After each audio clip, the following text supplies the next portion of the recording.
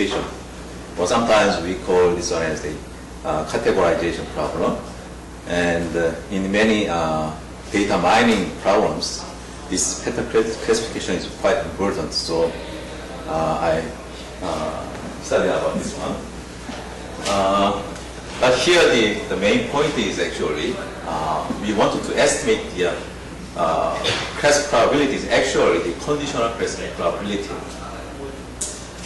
This one is quite important because in many classifiers, they usually calculate the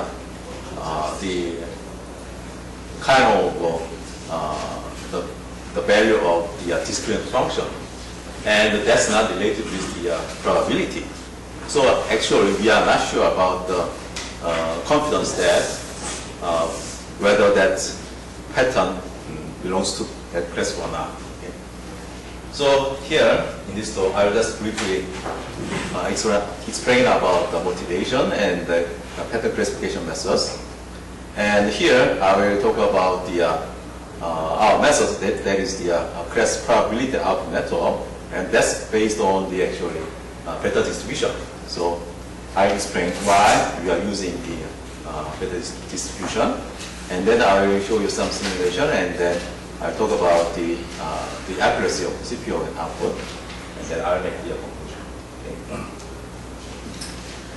Okay. In many pattern classifiers, the most popular method is using the discriminant function. So discriminant function means that it's a kind of function that discriminates the whether that pattern belongs to that class or not. So this is quite a simple method and quite efficient in some sense. But the problem is we don't know the conditional probability of a pattern. So more natural way of actually calculating the classifier's output is actually using the conditional probability. So here we better use the estimation of conditional probability. For that purpose, we have some classifiers related to that. They are the parsing window approach, kernel logistic regression, and the linear spectrum machine, or something like that. There are some more anyway. But the problem is actually their methods are rarely used. Actually, nobody uses it because the computational complexity of the training of these classifiers are quite high. And even with that high computational complexity, if you look at the classification performance, that's not so good compared with the classifiers using discriminant function. So these methods are not used, actually. So our idea is something like that. Anyway, the pattern classifiers using a discriminant function is quite good in some sense because of the simple computational complexity. So our idea is combining both methods. So as a preprocessor, we will use the pattern classifier using the discriminant function. After that, we will look at the distribution of output. And then that output is analyzed using the beta distribution. And then based on that, we will calculate the conditional probability. Then it will give the very good performance compared with the classifiers using discriminant function. Furthermore, it gives the conditional probability for that class. Okay? So that's quite good, and actually they are very, very important in many application problems. Furthermore, actually, we can calculate the accuracy of the estimate. That's also very important. So anyway, based on that method, we suggest the class probability output network. In short, we call that one as the CPON, and actually the last year. Okay, so what is the classifier probability of network? First, the classifier using discriminant function such as the SVM is trained. Okay, so actually SVM is trained. Then the output distribution of classifier is investigated and then analyzed using the beta distribution. And then the parameters of beta distribution as well as the parameters associated with the classifier are adjusted to match with the theoretical data distribution, in this case, the beta distribution. Okay. So that's our basic method of CPON. Okay, then the network is something like this. In the first stage, this one is input pattern, and then we have the pattern classifiers. These H means means the discriminant function. Then after that, we have output of this discriminant function. Then it is normalized because of the because we have to analyze this one using the beta distribution. So it is normalized. Then we will get the beta PDF and beta CDF. And then for the plus class and negative class, because each output has the positive class and negative class, then using the beta CDF, we calculate the conditional class probability. Then based on these conditional probabilities, we make a decision. Okay, that's the whole flow of the CPON. Okay. So you assign the beta CDF beforehand? After the output of the. Based on the output. Yeah, based on this output. Can you estimate the beta CDF? Yeah. For each function, for each question. Yeah. Okay. Then I'll explain in more detail. So I'll talk about, for this one actually I use the SVM, and then it is normalized, and then I use the beta distribution. Okay. Yeah. Okay, then let's look at this SVM, support vector machine. These days, these support vector machines are quite frequently used because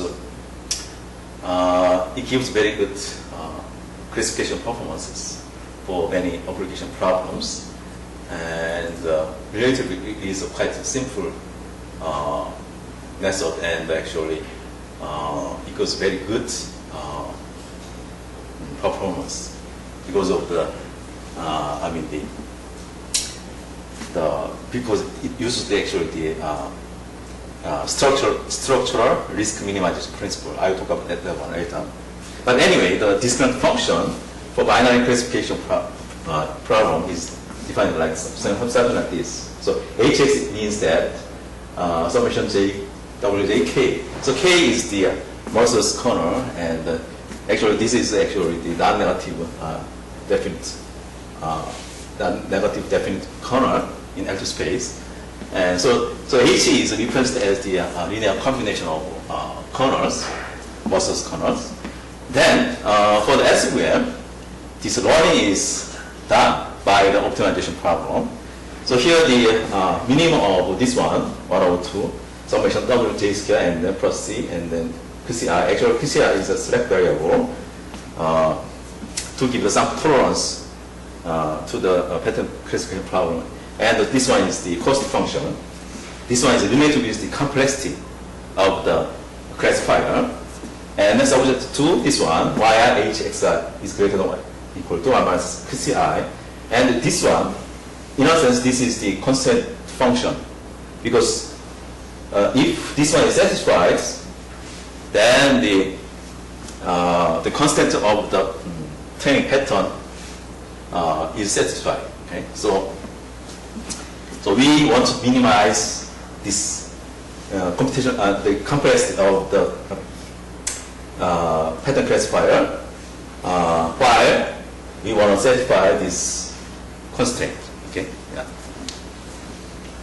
Okay. Then this problem. If y Okay. What if yi is equal to 0? Because y is yi will be 1 or minus 1. 1 or minus. Because here we are thinking about the binary classification.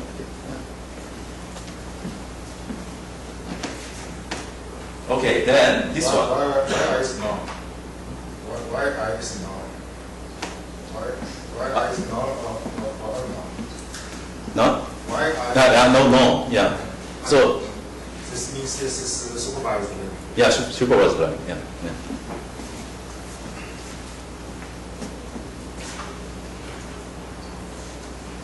Okay, then this problem is converted to the dual problem, and because of the duality principle. So here, if constant function are strictly convex, then solving the dual problem is equivalent to the solving the original problem. So here, the dual problem is determined something like this. Here, the alpha I represents the Lagrangian multiplier. So here, we will find the alpha that maximizes that function. Then after that, we will get the some non-zero alpha i's, and then the data corresponding to the non-zero alpha I are support vectors. Then using these support vectors, you can get the discriminant function. That means that will separate the hyperplane, something like this kind of one. So hx equals summation I and alpha I, yi, k, xi. So these xi means the support vectors. That means it has the non-zero alpha i's. Okay. So finally, we get that discriminant function. Then we have to analyze the output of this one, this h. Okay. Yeah. Then here we will use the pattern distribution y. Okay, so if you consider the pattern classification problem, it can be considered something like this. Whether that pattern belongs to that class or not. So you can consider that one as the kind of binary random variable. So because we have two possible outcomes. And by summing that binary random variables, it will be the binomial random variable. And the product S function is something like this. But here, we wanted to find the conditional probability for that pattern. So here we are interested in the probability P. So the question is, what is the distribution of P? Okay. So we are interested in that distribution. Then we will rewrite this combination form using the gamma function. Then it will be something like this. Then the PDF becomes something like this. So fx equals something like that. So here the x means the probability actually. So it will be described something like in this way. Then you have this kind of PDF. And then for the to get the legitimate the PDF, we have to define the beta function something like this, and then this beta alpha is described in this way. Then the beta PDF is something like this. Okay, so if the that pattern belongs to that class 1R, so here we have two possible outcomes. Then the conditional probability should have the beta distribution. And if that is so, if the pattern classifier is quite good from a viewpoint of probability, then we have to model that one using the beta distribution. And if you change alpha and beta, then the shape is something like this kind of one. And actually, we have very, very many versatile the shapes, something like this. So if alpha equal beta equal 1, then it has uniform distribution. And if you change the alpha and beta, then it looks like this kind of one.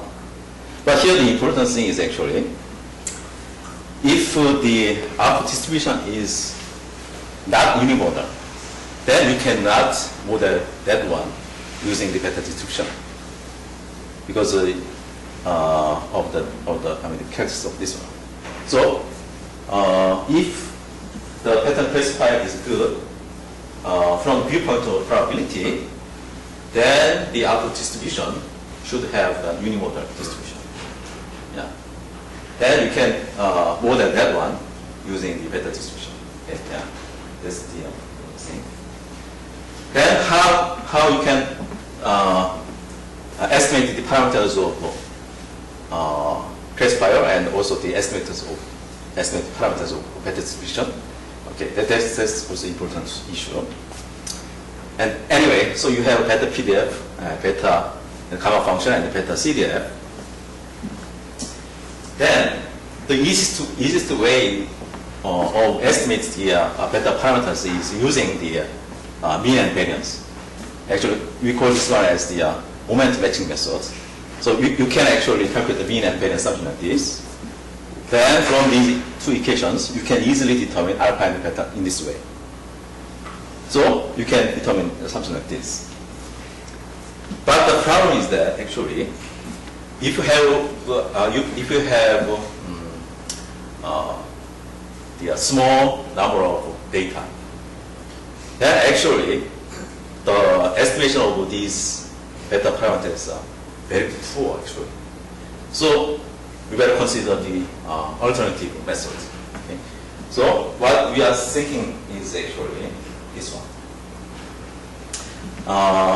Here the yi means the output of the SVM, for example. Then you have yi's. Then we consider the CDF of yi. Actually, this one is actually beta CDF. Then you have another value ui equal fyi. Then this u, density function of this u has uniform distribution if we model this yi correctly. Okay, because fu is given by this equation. So what we are doing is actually we will get the CDF of beta CDF of yi. Then we will check whether these points has uniform distribution or not. Okay? Yeah, that's our method. For that purpose, we use the Kolmogorov-Smirnov test. Okay, so here this is the typical method of Kolmogorov and Smirnov test. So here you calculate the distance. This fyi is actually a theoretical CDF, and the f star is actually the empirical one. So here the theoretical one is actually the uniform distribution. So that means actually CDF of uniform distribution is just linear line. So y. Then actually then you will calculate this distance d. Then based on that distance, you will check these hypotheses. H0 means that fn star equal fyy versus which one? Fn star is not equal to fyy, something like that. Then using the KS statistic, you can calculate the p-value for that hypothesis testing. Okay, so these are typical method of KS test. Then how can you, then actually using this KS test, we can check whether our assumption on beta distribution is good or not. Then how do you estimate then alpha and beta? That's the equation here. For that one, actually, we consider the this one. First, we consider the yi, and they are sorted something like this. Okay. So yi is greater than yi minus 1. So in the ascending order. Then we consider the distance between two adjacent to yi. So di equals yi minus 1. Then we consider the area of the strip. So that strip is approximated by the trapezoidal rule. So ai equals di over 2, and then yi plus yi minus 1. So using that approximation, we calculated the actually difference of fy. So this delta means actually fyi minus cdf of yi actually minus cdf of yi minus 1. Then we will calculate the mean of that one and then variance of that one. And if these values have uniform distribution, then what happens is actually we will have very small variance. Okay, so what we will do is actually we will find the alpha and beta that minimizes this variance. Okay, and also we will find the parameters of classifier that minimizes this one. That means that actually if this one is very small, that means our empirical, our data actually is well matched with the theoretical distribution, that is the beta distribution. So our assumptions are good. And then estimate is quite good. Okay, this one is just update rule over alpha and beta, that is the beta parameters. And the alpha and beta is adjusted in such a way of minimizing variance. And for the parameters of classifier, we can also do the same thing. So we will actually adjust parameters of classifiers that minimizes this variance. Yeah. Then what will be the effect of that one? Okay, after that, we need to make a decision using the CPON. Then we have to use the base classifier. So we will compute the conditional class probability. That means probability of CK plus means actually the probability of the case class. Actually, plus means because we have plus and minus class. So yk plus equal yk, right? Bar means actually this normalized distance. So yk minus equal yk bar, or something like that. Then using the Bayes theorem, we can define the equation something like this.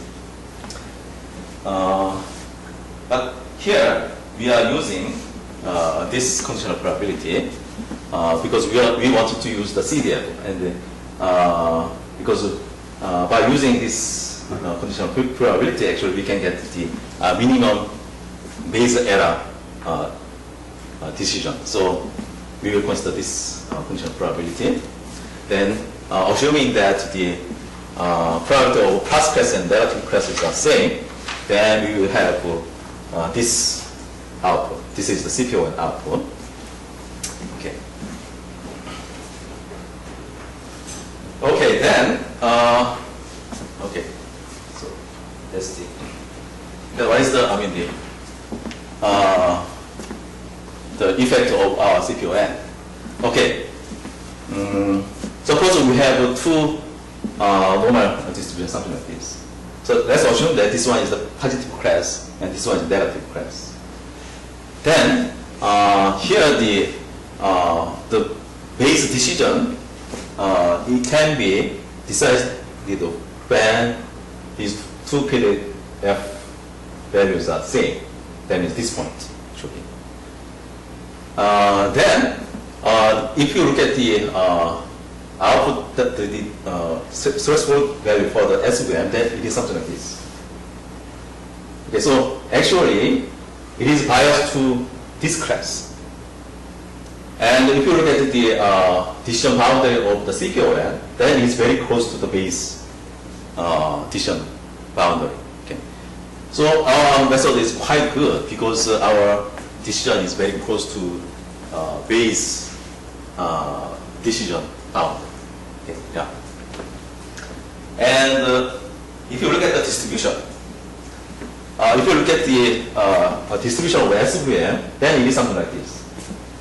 Definitely, this is not unimodal. So this one is not so good from the viewpoint of probability.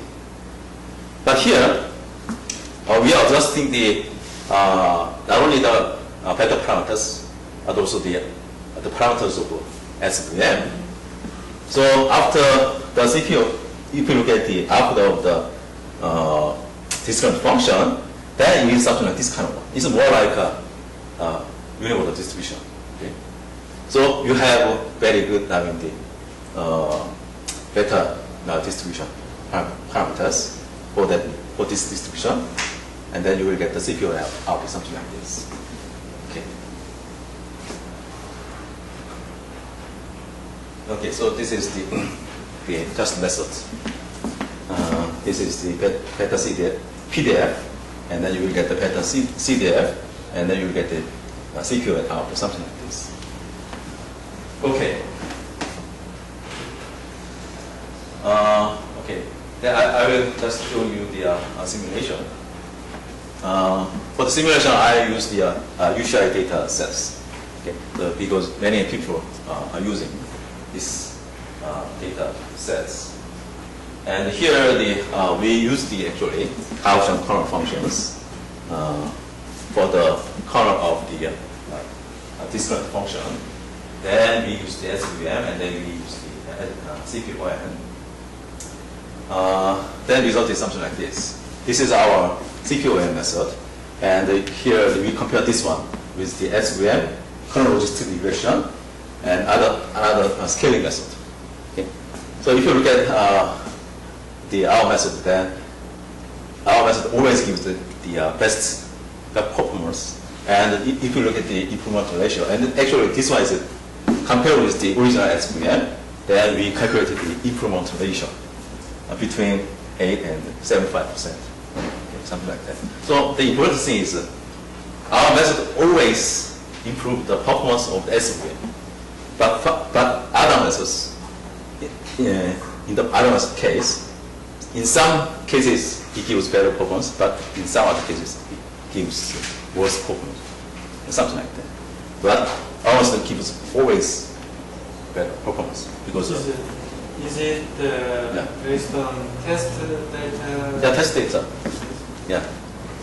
What's the ratio between training and test data? Actually, we use the tenfold cross validation. So, yeah. Actually, this is the average value of the tenfold cross validation. Yeah. Okay. Not much time. So, and the other important thing is actually, since we are estimating the conditional classifiability using the finite number of data, that's not accurate one. So we better calculate the confidence interval for that. Okay, so that can be done actually here in our case, because in the case statistic, we have this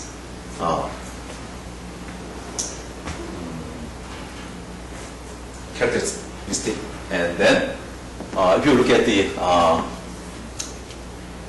FK plus, and this one means actually this YK plus means the estimate, and this is the true value, the range of true value. Then using the KS statistic, then with the probability of 1 minus alpha, this true value lies between this one and this one. This one is for the positive class, and this one is for the negative class. And then actually the CPON output is given by this equation. Then combining these equations, then you can get the confidence interval of CPON, something like this kind of one. So this is also very a good point of our method because we can actually provide the confidence interval. That means actually we can see whether our decision of CPON is good or not. Okay? If the confidence is separated, that's quite sure. But if the confidence intervals are overlap, then we have to look at the another point, something like that. So this is also very important conclusion. So so confidence interval can be used to identify possible misclassification for the pattern, and so further improvement is possible by investigating the possible class candidates which have overlapped confidence intervals. Okay, so let's make a conclusion. Okay, so here the suggested better distribution-based estimation of conditional class probabilities referred to as the CPON is quite good because it always improves the performance of classification performance. And for the reference, you can refer this paper. And furthermore, CPON up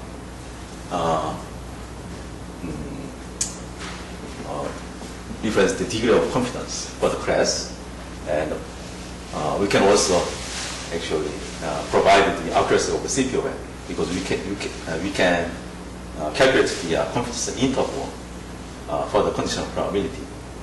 Okay, and this method is quite important to many data mining problems. Okay, something like that. Okay, yeah. Any questions or comments?